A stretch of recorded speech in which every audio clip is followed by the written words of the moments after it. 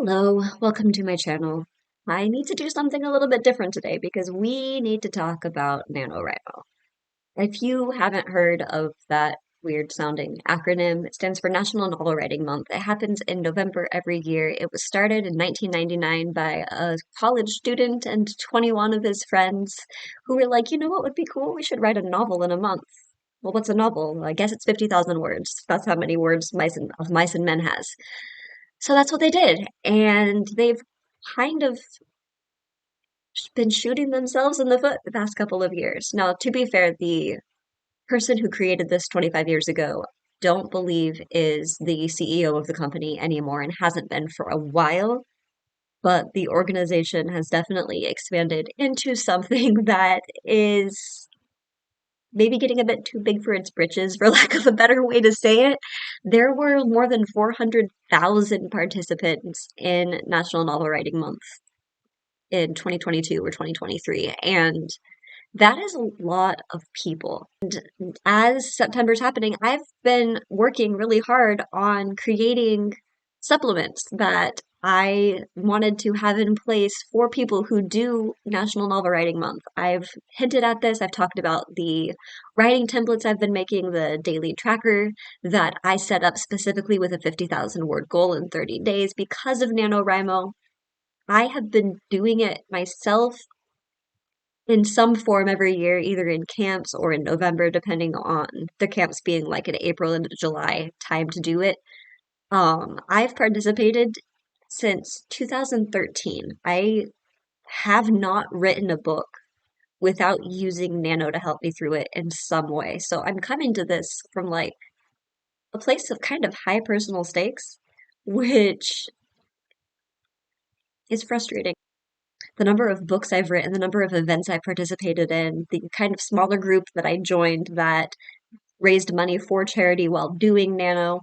Like, I've had a lot of investment in this program. I've written probably 500,000 words toward individual writing projects during National Novel Writing Months of some kind over the course of like 8 fiction books and another like nonfiction book that I used, and also a musical I did all during different nanos. Like, this has been a huge part of my writing life and the community around it for so long. They messed up. And when I was looking into their history, they've been messing up for a couple of years now. And I've been kind of ignoring the red flags that have been popping up at least since 2022. This year, they decided to put out a statement on their position on AI. I'm not categorically against AI. I find uses for AI, especially with my ADHD and my executive dysfunction.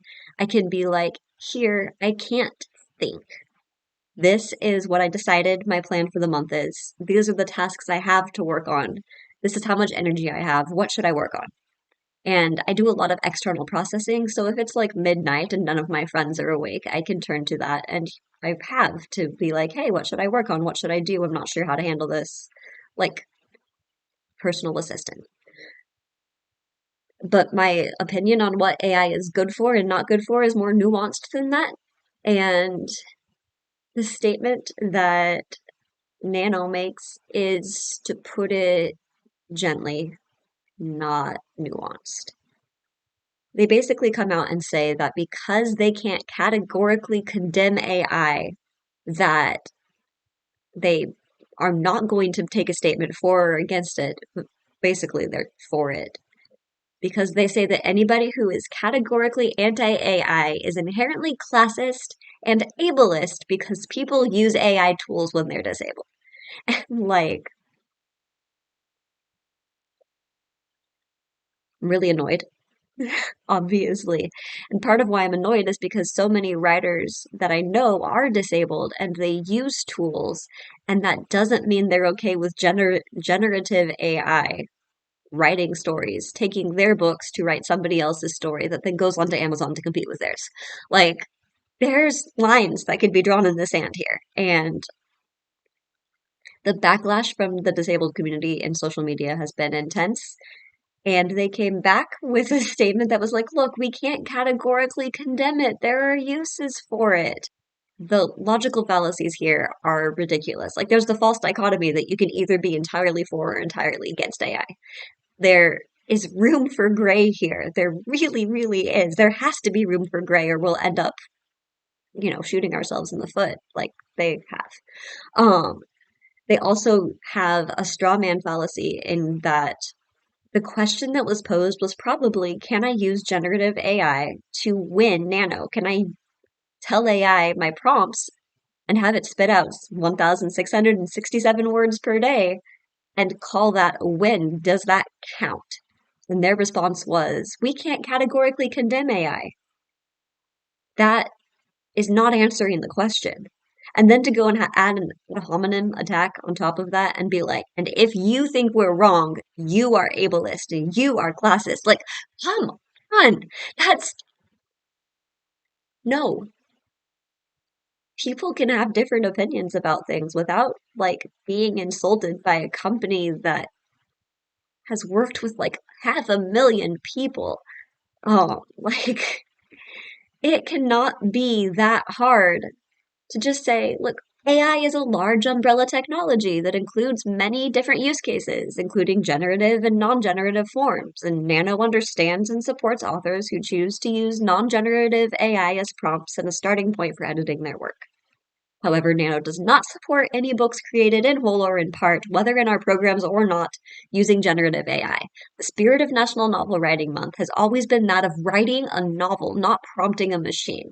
We understand that even attempting the challenge of writing a novel in a month is by its very nature classist and ableist. Like, that does not seem that hard, and yet here we are. They didn't say that. Instead, they're like, no, you are classist and you are ableist, and how dare you? Let's go ahead and read their statement. NaNoWriMo does not explicitly support any specific approach to writing, nor does it explicitly condemn any approach, including the use of AI. NaNoWriMo's mission is to provide the structure, community, and encouragement to help people use their voices, achieve creative goals, and build new worlds on and off the page. We fulfill our mission by supporting the humans doing the writing. Please see this related post that speaks to our overall position on non-discrimination with respect to approaches to creativity, writers' resources, and personal choice. Note, we have edited this post by adding this paragraph to reflect our acknowledgement that there are bad actors in the AI space who are doing harm to writers and who are acting unethically. We want to make clear that though we find categorical condemnation for AI to be problematic for reasons stated below, we are troubled by situational abuse of AI, and that certain situational abuses clearly conflict with our values. We also want to make clear that AI is a large umbrella technology, and that the size and complexity of that category, which includes both non-generative and generative AI, among other uses, contributes to our belief that it is simply too big to categorically endorse or not endorse. We believe that to categorically condemn AI would be to ignore classist and ableist issues surrounding the use of the technology, and that questions around the use of AI tie to questions around privilege. Classism. Not all writers have the financial ability to hire humans to help at certain phases of their writing. For some writers, the decision to use AI is a practical, not an ideological one. The financial ability to engage a human for feedback and review assumes a level of privilege that not all community members possess. Ableism. Not all brains have the same abilities, and not all writers function at the same level of education or proficiency in the language in which they are writing. Some brains and ability levels require outside help or accommodations to achieve certain goals. The notion that all writers should be able to perform certain functions independently is a position that we disagree with wholeheartedly. There is a wealth of reasons why individuals can't see the issues in their writing without help. General access issues. All of these considerations exist within a larger system in which writers don't always have equal access to resources along the chain. For example, underrepresented minorities are less likely to be offered traditional publishing contracts, which places some by default into the indie author space, which inequitably creates upfront cost burdens that authors who do not suffer from systemic discrimination may have to incur. Beyond that, we see value in sharing resources and information about AI and any emerging technology issue or discussion that is relevant to the writing community as a whole. It is healthy for writers to be curious about what's new and forthcoming and what might impact their career space or their pursuit of the craft. Our events with a connection to AI have been extremely well attended, further proof that this programming is serving rhinos who want to know more. For all those reasons, we absolutely do not condemn AI, and we recognize and respect writers who believe that AI tools are right for them. We recognize that some members of our community stand staunchly against AI for themselves, and that's perfectly fine. As individuals, we have the freedom to make our own decisions. Leaning in to the editing process in AI and ignoring that National Novel Writing Month isn't about editing novels, it's about writing them. It's just such a huge misdirection, I feel like, and that they'll be contributing to a problem with more AI books taking over indie spaces because people were told by an organization like NaNo basically that it's fine, that it's ableist to think it's not fine. And there's like, I personally wouldn't use AI to edit my own work. I learned the work, I do it, that's my job, right? But saying that people who use AI to edit means that the organization dedicated to writing the book needs to have a pro AI stance is not adding up.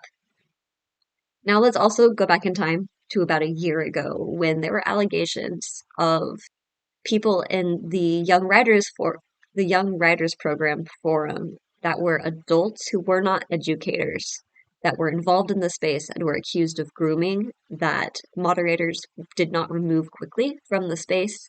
And people have said that they have been hurt by that lack of commitment.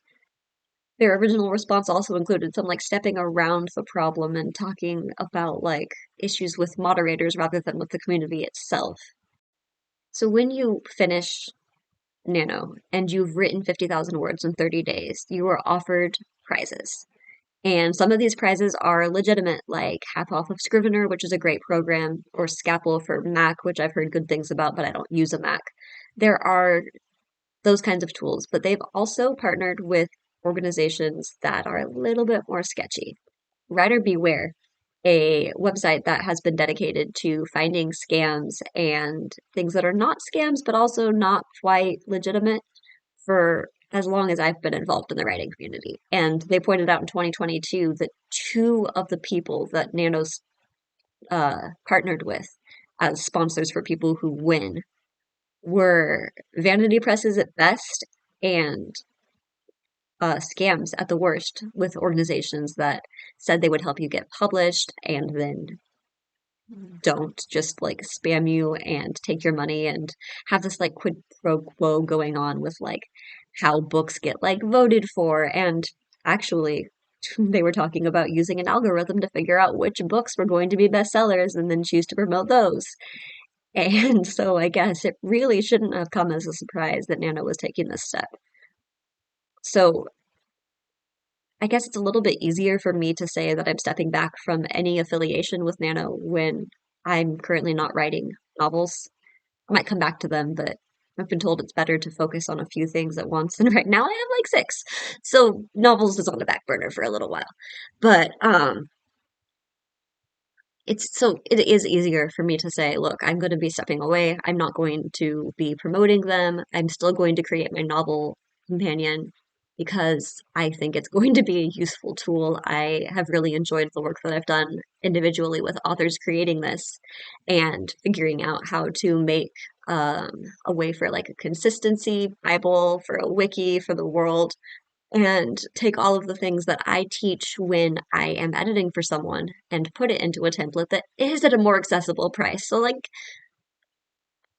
please go away with the comments of classism because there are ways around it. And I know that a one-on-one edit can be prohibitively expensive for a lot of people. Honestly, most of the time, myself included, I taught myself to edit because I couldn't afford an editor. I just happened to have a degree in it. It was something I enjoyed.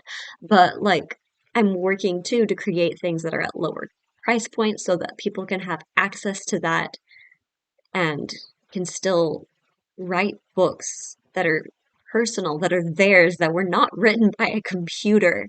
And I'm hoping that we can just kind of let this organization fall to the wayside.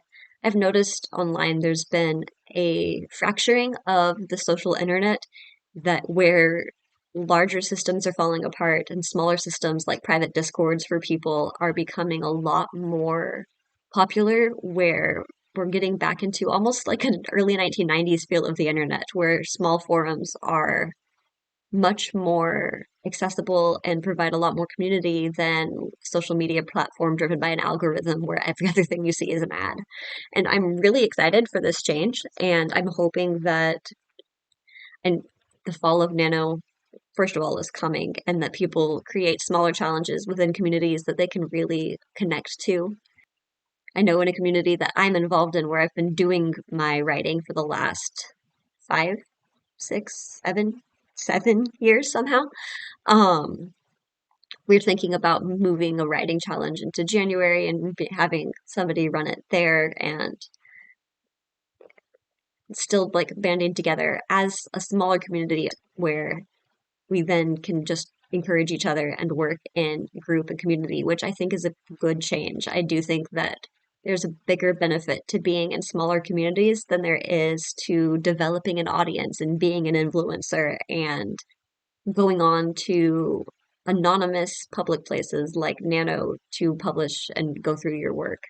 And I'm hoping too that with the work I'm doing outside of this, I can help contribute to that smaller community feel and provide access for people who need it. And yeah, Nano's made some big mistakes, and I'm not sad to see them go.